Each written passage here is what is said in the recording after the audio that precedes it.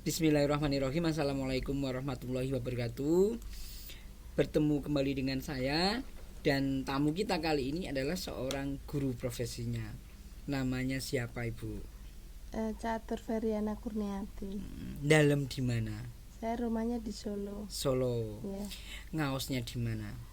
Ngajar saya di Sukoharjo, khususnya di SD Cemani 1, Kecamatan Grogol, Sukoharjo. Sudah berapa lama ngajar? Saya ngajar sudah sekitar 15 tahun. 15-an tahun. Yeah. Cukup lama ya. Iya. Guru itu kan kesehariannya ngajar di SD lagi. Itu tingkat dasar, kemungkinan memang masih anak-anak. Tapi satu kunci untuk guru, apa kira-kira?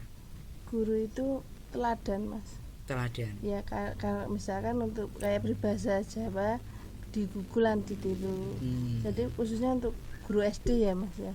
Guru SD kan apa yang dilakukan guru, kadang anak-anak itu meniru, khususnya untuk kelas rendah.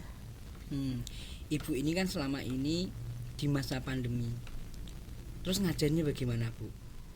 Di masa pandemi ini saya punya cerita, Mas. Jadi saya punya suka dan dukanya di masa pandemi ini selama saya menjadi guru. Karena waktu di masa pandemi ini adalah saya ada istilahnya cobaan dari yang di atas.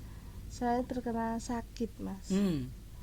Dan waktu itu sakitnya itu yang membutuhkan istilahnya waktu yang lama untuk bisa kembali normal. Boleh diungkap sakit apa? Kemarin saya habis itu kena penyumbatan otak. Penyumbatan otak? Ya, di sebelah kiri. Jadi kata dokter harus dioperasi, dan itu pun dokter memprediksi dioperasi itu 50-50. Jadi antara hidup atau mati. Tapi alhamdulillah Allah memberikan anugerah kepada saya. Akhirnya saya bisa kembali normal dan saya bisa beraktivitas lagi sebagai guru. Dan duka saya itu, saya selama sakit itu saya pengen ngajar, tapi alhamdulillah karena pandemi ini jadi saya nggak harus datang ke sekolah, Mas. Jadi saya mengajar dari rumah dengan menggunakan sistem PJJ, pembelajaran jarak jauh. Jadi siswanya berada di rumah masing-masing. Yang Ibu berada di saya berada di rumah karena posisi saya habis operasi dan masih membutuhkan istirahat waktu itu. Ibu ngajarnya di meja begitu? Saya masih terbaring di waktu itu. Jadi ngajarnya di tempat tidur? Iya, saya masih di tempat tidur. Pakai laptop? Pakai laptop dan HP.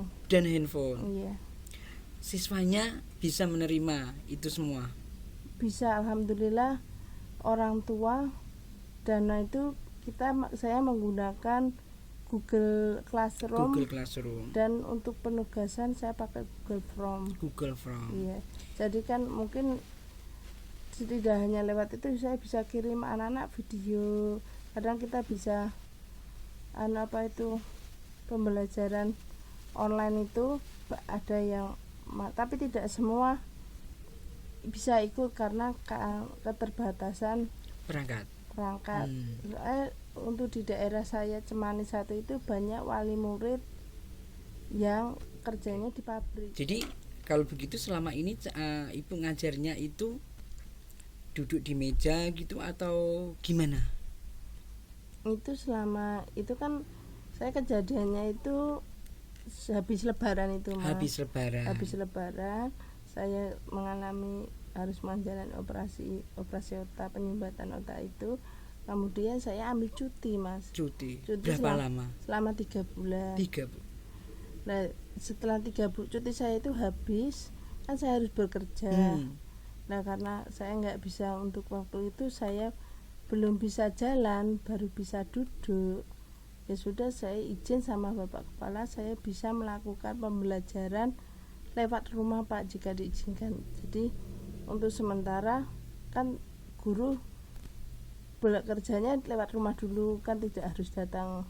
Berbeda dengan kalau ada murid, kita otomatis harus datang ke sekolah kan Mas, mengajar. Tapi karena masa pandemi ini murid pun juga belajar di rumah.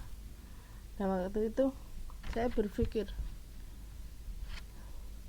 saya harus mengajar anak-anak saya supaya anak-anak saya tidak ketinggalan, dan kondisi saya masih seperti ini, belum bisa beraktivitas normal seperti yang lain. Jadi saya izin sama Bapak Kepala untuk melaksanakan proses pembelajaran lewat rumah. Nah waktu itu saya menggunakan pembelajaran ke anak-anak itu secara online Mas. Jadi anak-anak saya seperti pembelajaran biasa pagi itu tetap saya sapa, kemudian waktu pembelajaran jam pelajaran apa juga saya terangkan, tapi sebatas kemampuan saya, keterbatasan kondisi fisik saya. Tapi saya tetap melakukan tugas saya sebagai seorang guru, yaitu mendidik anak-anak supaya menjadi anak yang berguna. Ibu jadi kalau misalnya izin itu memang izinnya cuma sampai kepala sekolah, bukan di Kemdikbud gitu ya? Kalau kata saya kepala sekolah, mungkin saya izin kepala sekolah dulu, mungkin nanti kepala sekolah yang untuk ke atasnya. Kalau ibu ngajar di kelas berapa? Saya ngajar di kelas 3. Kelas 3. Kelas 3 itu relatif sudah bisa Bu diajak komunikasi menggunakan sudah. Karena sudah. anak-anak sekarang sudah canggih Mas, sudah pintar-pintar semua. Jadi anak-anak bisa kita pembelajaran lewat online itu udah bisa. Tapi juga ada kendalanya Mas. Gimana? Kendalanya kita tidak bisa semua anak bisa mengikuti karena keterbatasan fasilitas. Soalnya untuk anak kelas 3 apalagi di SD yang saya mengajar, SD Cemani 1 itu kan HP masih milih HP orang tua. Jadi tidak seperti anak sekolah-sekolah swasta sudah pegang HP semua. Jadi ada yang bisa ikut, ada yang tidak ikut, tidak bisa ikut. Tapi biasanya kalau untuk anak yang tidak bisa ikut, biasanya saya kirim link video pembelajaran dan penjelasan saya tentang pembelajaran yang saya ajarkan, bisa saya rekam atau lewat voice note. Iya, jadi anak-anak nanti ketika orang tuanya longgar, terus HP-nya bisa untuk pembelajaran bisa dia buka berulang dan dia dengarkan penjelasan saya dari lewat voice note itu. Kalau lewat video ibu lewat apa? Biasanya kalau saya video saya rekam sendiri pakai HP Mas. Jadi terus? Di kamar saya itu ada papan kecil putih itu. Misalnya saya menjelaskan matematika, saya jelaskan, saya tulis, kemudian dibantu anak saya untuk ngambil video, saya kirim ke link grup anak-anak itu. Sebelumnya diupload dulu ke YouTube gitu atau enggak. Jadi videonya langsung dikirimkan ke WA grup. Iya, karena saya kirimkan ke WA grup. Tapi selain itu saya ambil materi dari rumah belajar Mas. Rumah belajar. Iya. Kemudian dari dinas juga ada tuntunannya kan, ada panduannya untuk pembelajaran online. Saya ambilkan dari itu juga. Selain itu saya ambilkan dari YouTube pembelajaran yang kira-kira menarik anak menarik untuk melihat gitu. Misalkan kita menerangkan tentang wujud benda, bisa anak-anak saya kirim link, coba buka link tentang video ini, kemudian pelajari apa yang itu. Tapi selain saya kirim link, tidak saya langsung kirim link terus saya lepas gitu aja, enggak, tetap saya bimbing anak-anak, saya bimbing. Kita ada sistem diskusi, mode diskusi dengan anak. Itu anak-anak biasanya kalau belum jelas atau pengen diskusi bisa lewat tadi Google Classroom itu, kalau enggak dia japri kurang jelas atau enggak lewat grup kelas. Seperti itu. Selama ini siswa bisa menerima pembelajaran? Selama ini alhamdulillah siswa bisa menerima pembelajarannya.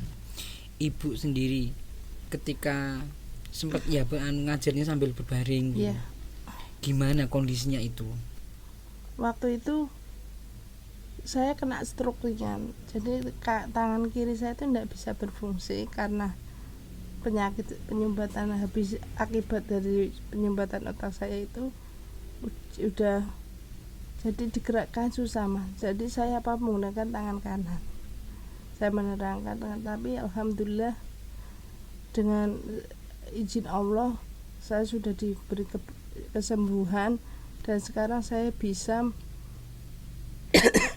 berjalan pelan-pelan dan mulai bulan kemarin itu saya bisa melakukan home visit mas. Jadi home visit itu saya sebelum saya melakukan home visit kan saya bagi dulu kelompok murid saya itu jumlahnya 25. Saya bagi menjadi 5 kelompok. Setiap kelompok itu 5 orang.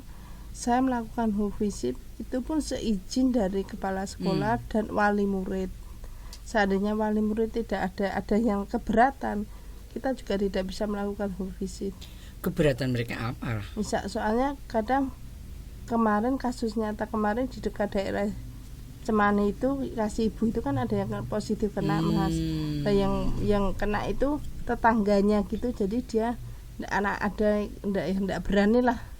Ndak usah home visit dulu aja bu, karena sini baru ada yang kena, takutnya nanti malah jadi masalah baru ya. Iya.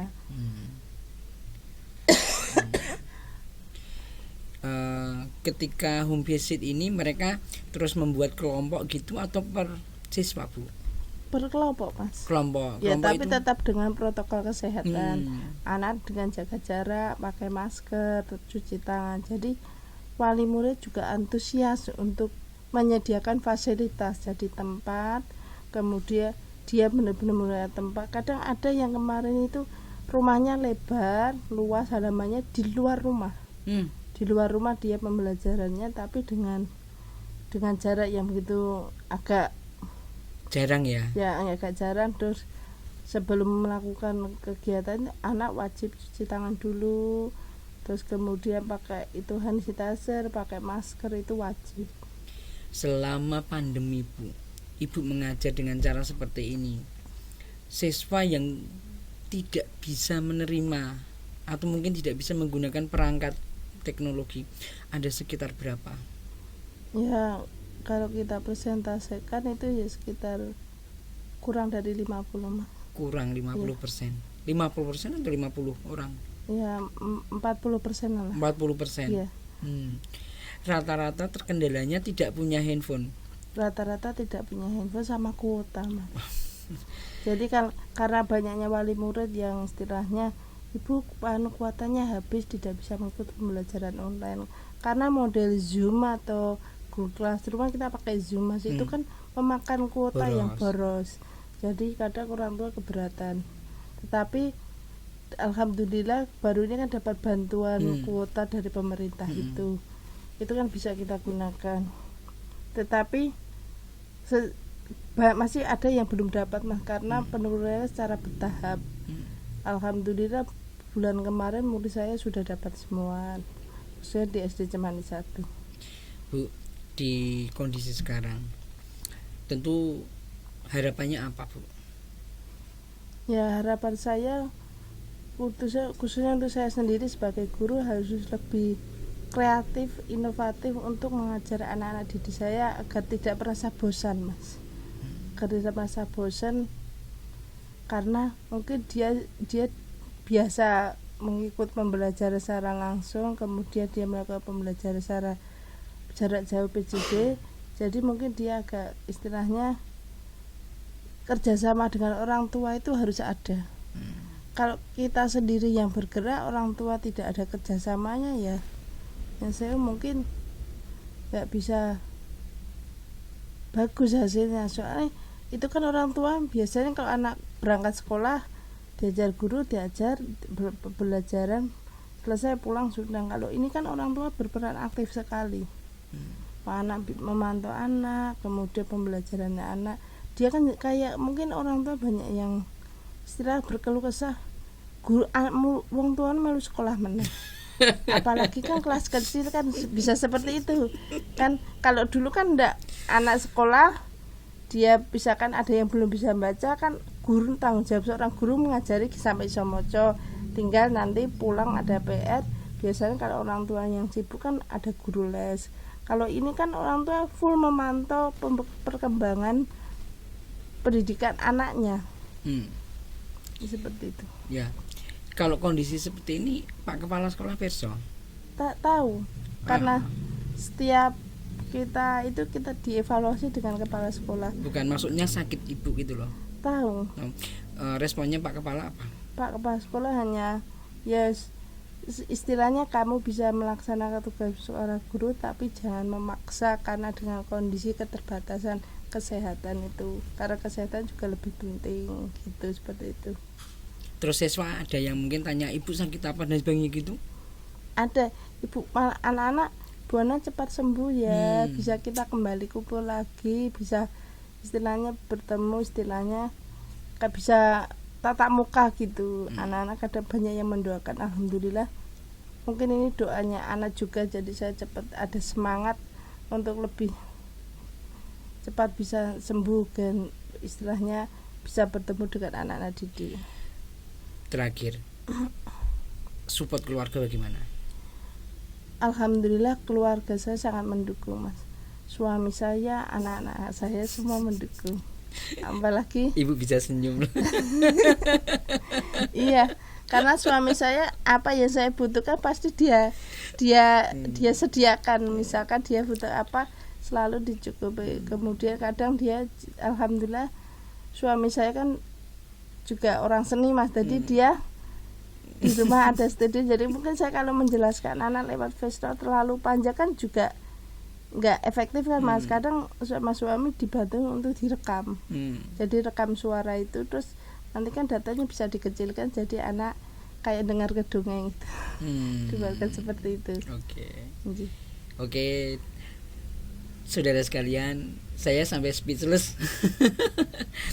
Ada seorang guru yang seperti ini dalam kondisi pandemi, dia bisa mengorbankan waktunya dan juga